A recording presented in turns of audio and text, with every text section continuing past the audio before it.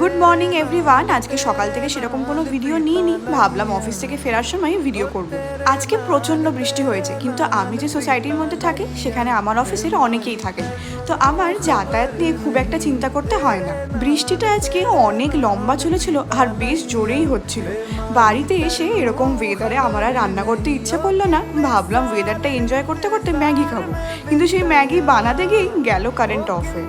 এখানে এই একটা সমস্যা আমি দেখেছি কি যখনই বৃষ্টি হয় কারেন্ট চলে যায়। যাই হোক, কারেন্ট আসার পর আমি গেলাম ফ্রেশ হতে, এসে তারপর অমলেট বানালাম।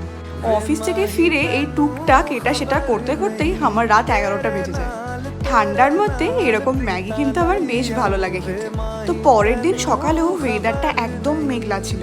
আর একটা জিনিস তোমাদের বলা হয়নি, আমার তো 26th বার্থডে, তার আগেই আমাকে অফিসের ইউনিয়ন থেকে একটা গিফট পাঠিয়েছে। কলকাতায় এরকম পাইনি, কিন্তু অন্য একটা স্টেটে এসে এরকম গিফট পেতে ভালোই লাগে।